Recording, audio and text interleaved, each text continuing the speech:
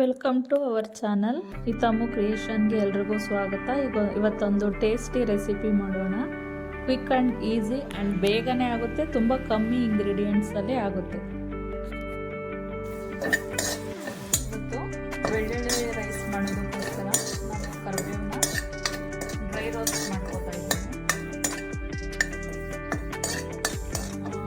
ಇದು ಫ್ರೈ ಆಗಿದೆ, ನನಗೆ ಗರ್ಗರಿಯಾಗಿ ಹಾಕ್ಬಿಟ್ಟು ಇದ್ರ ಜೊತೆಗೆ ಸ್ವಲ್ಪ ಜೀರಿಗೆ ಹಾಕ್ಕೊಂಡು ಹುರ್ಕೊಳ್ಳಿ. ನಾನು ಜೀರಿಗೆ ಪೌಡ್ರು ಹುರಿದು ಪೌಡ್ರ್ ಮಾಡಿ ಇಟ್ಕೊಂಡಿದ್ದೀನಿ, ಅದಕ್ಕೆ ಹುರ್ಕೊಳ್ತೀನಿ. ನಿಮಗೆ ಜೀರಿಗೆ ಪೌಡ್ರ್ ಇಲ್ಲ ಅಂತಂದರೆ ಸ್ವಲ್ಪ ಇದ್ರ ಜೊತೆಗೆ ಹಾಕಿ ಜೀರಿಗೆನೂ ಹುರ್ಕೊಳ್ಳಿ.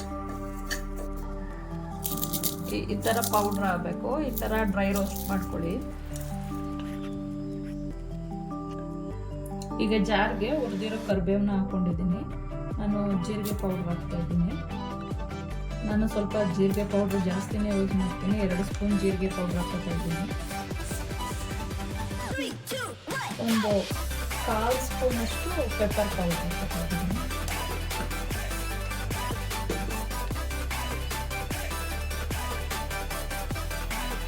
ನೀವು ಬೇಕಿದ್ರೆ ಮೆಣಸಿನ್ಕಾಯಿ ಹುರಿದಾಕ್ಕೋಬೋದು. ನಾನು ಇದು ಹುರಿದು ಪೌಡ್ರ್ ಮಾಡ್ತಿರೋದ್ರಿಂದ ನಾನು ಇದನ್ನು ಹಾಕ್ತೀನಿ. 1-1.5 ಸ್ಪೂನ್ ಹಾಕ್ತಾ ಇದ್ದೀನಿ.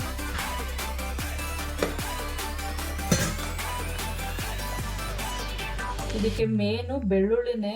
ಬೆಳ್ಳುಳ್ಳಿ ಸ್ವಲ್ಪ ಜಾಸ್ತಿನೇ ಹಾಕೊಳ್ಳಿ. ಬೆಳ್ಳುಳ್ಳಿನ ನಾನು ಒಂದು ಕೈ ತುಂಬ ಇಷ್ಟು ಹಾಕೋತಾ ಇದ್ದೀನಿ.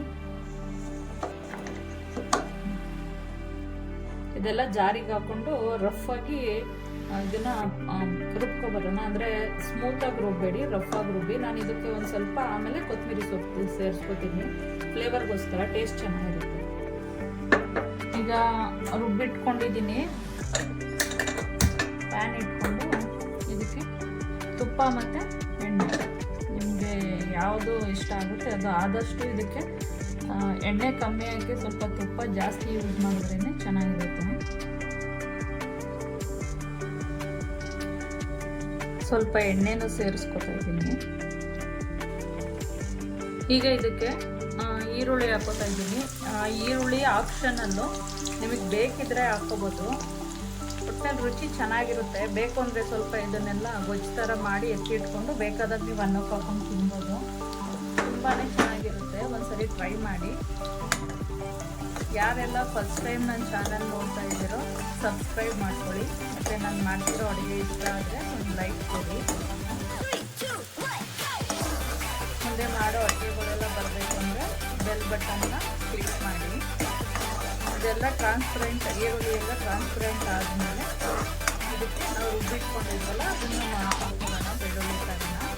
ಮತ್ತು ಬೆಳ್ಳುಳ್ಳಿ ಖಾರನ ಏನಂದರೆ ನಾನು ಜಾರಲ್ಲಿ ರುಬ್ಬಿದ್ದೀನಿ. ಬೇಕು ಅಂದರೆ ನೀವು ಕಲ್ಲಲ್ಲಾರು ಕುಟ್ಕೋಬೋದು. ನನಗೆ ಟೈಮ್ ಇದ್ದಿಲ್ಲ ಅಂತೇಳಿ ನಾನು ಜಾರಲ್ಲಿ ಹಾಕಿ ಸ್ವಲ್ಪ ನೀರು ಹಾಕಿ ರುಬ್ಕೊಂಡಿದ್ದೀನಿ. ಕಲ್ಲರ್ ಕುಟ್ಟೋದಾದರೆ ನೀವು ಡೈರೆಕ್ಟಾಗಿ ಆಗಿ ಕುಟ್ಕೋಬೋದು. ಮತ್ತು ಇನ್ನೊಂದು ಏನು ಅಂದರೆ, ಈ ವೆದರಿಗೆ ಚಳಿ ಟೈಮಲ್ಲಿ ಶೀತ ಆಗುತ್ತೆ, ಕೆಮ್ಮಾಗುತ್ತೆ ಈ ಥರ. ಆಮೇಲೆ ಬಾಣಂತಿಯರಿಗೂ ಇದು ತುಂಬ ಚೆನ್ನಾಗಿರುತ್ತೆ, ಕೊಡ್ಬೋದು ಅವ್ರಿಗೂ. ಇದನ್ನು ತಿನ್ನೋದ್ರಿಂದ ಆದಷ್ಟು ಶೀತ, ಕೆಮ್ಮು, ಕಫ ಎಲ್ಲ ಕಮ್ಮಿ ಆಗುತ್ತೆ. ತಿಂದು ನೋಡಿ, ಬೇಕಾದ್ರೆ 1-2 ದಿನ ತಿಂದು ನೋಡಿ, ನಿಮಗೆ ಗೊತ್ತಾಗುತ್ತೆ. ಇಷ್ಟಾದರೆ ಸಾಕು. ಈಗ ರುಬ್ಬಿಟ್ಕೊಂಡಿದ್ವಲ್ಲ ಅದನ್ನು ಪೇಸ್ಟ್ ಹಾಕೋತಾ ಇದ್ದೀನಿ. ನೀವಿನ್ನೂ ರಫಾಗಿ ಕುಟ್ಕೊಂಡು ತೊಗೋಬೋದು. ನಮ್ಮನೇಲಿ ಸ್ವಲ್ಪ ಮಕ್ಕಳು ಬಾಯಿಗೆ ಸಿಕ್ಕಿದ್ರೆ ಬೇಡ ಅಂತಾರೆ, ಬೆಳ್ಳುಳ್ಳಿನೆಲ್ಲ ಆಯ್ದಿಡ್ತಾರೆ ಅಂತೇಳಿ ನಾನು ಸ್ವಲ್ಪ ಸ್ಮೂತಾಗಿ ರುಬ್ಬಿದ್ದೀನಿ. ಅಂದರೆ ಬೆಳ್ಳುಳ್ಳಿ ಒಂದೊಂದು ಹಾಗೆ ಉಳ್ಕೊಂಡಿದೆ. ಈಗ ಇದು ಇನ್ನೇನಾಗಿದೆ, ಈಗ ಇದಕ್ಕೆ ಸಾಲ್ಟ್ ಸೇರಿಸ್ಕೊತೀನಿ.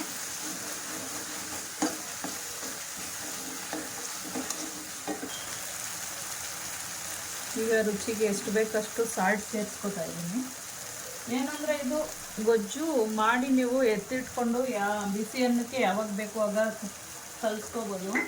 ಮತ್ತು ಇದನ್ನು ಆದಷ್ಟು ಮಕ್ಕಳಿಗೆಲ್ಲ ಕೊಡಿ. ಈ ಟೈಮಲ್ಲಿ ಶೀತ ಆ ಥರ ಏನಾರು ಇದ್ದರೆ ಕಮ್ಮಿ ಆಗುತ್ತೆ. ಇದು ಗೊಜ್ಜು ಆಗಿದೆ. ಈಗ ಚೆನ್ನಾಗಿ ಎಣ್ಣೆ ಬಿಟ್ಕೊಂಡಿದ್ದೆ. ಈ ಟೈಮಲ್ಲಿ ನಾನು ಗೊಜ್ಜು ಸ್ವಲ್ಪ ಎತ್ತಿಡ್ತಾ ಇದ್ದೀನಿ. ಎತ್ತಿಟ್ಬಿಟ್ಟು ಮಕ್ಕಳಿಗೆ ಎಷ್ಟು ಬೇಕೋ ಅಷ್ಟು ಕಲಿಸ್ತಾ ಇದ್ದೀನಿ. ಇಲ್ಲಿ ಲಂಚ್ ಬಾಕ್ಸಿಗೆ, ಮನೆ ಟಿಫನ್ನಿಗೆ ಎಲ್ಲದಕ್ಕೂ ತುಂಬಾ ಚೆನ್ನಾಗಿರುತ್ತೆ. ಮತ್ತು ಏನು ಅಂದರೆ ಬೇಗ ಕ್ವಿಕ್ಕಾಗಿ ಹೋಗುತ್ತೆ, ಮನೇಲಿರೋ ಐಟಮಿನೇ. ಎಮರ್ಜೆನ್ಸಿಗೆ ಏನಾದ್ರು ಮಾಡಬೇಕು ಅಂತ ಅಂದಾಗ ಇದನ್ನು ಮಾಡಿಕೊಡಿ, ತುಂಬ ಚೆನ್ನಾಗಿರುತ್ತೆ. ಮತ್ತು ರೈಸ್ ಜೊತೆಗೆ ಒಂದೊಂದು ಮೊಟ್ಟೆ ಹಾಕ್ಕೊಡಿ, ಮಕ್ಕಳು ತುಂಬ ಖುಷಿಯಿಂದ ಇಷ್ಟಪಟ್ಟು ತಿಂತಾರೆ.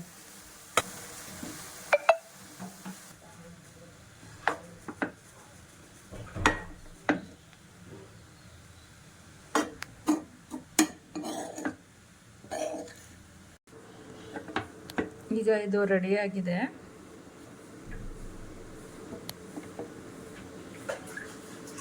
ಈಗ ಸರ್ವ್ ಮಾಡ್ಕೊಳ್ಳಿ. ಮಕ್ಕಳು ಬಾಕ್ಸಿಗೆ, ಬೆಳಗ್ಗೆ ಟಿಫನ್ಗೆ ಎಲ್ಲದಕ್ಕೂ ಚೆನ್ನಾಗಿರುತ್ತೆ ಮತ್ತು ಕ್ವಿಕ್ಕಾಗೂ ಆಗುತ್ತೆ. ಒಂದ್ಸರಿ ಟ್ರೈ ಮಾಡಿ ನೋಡಿ.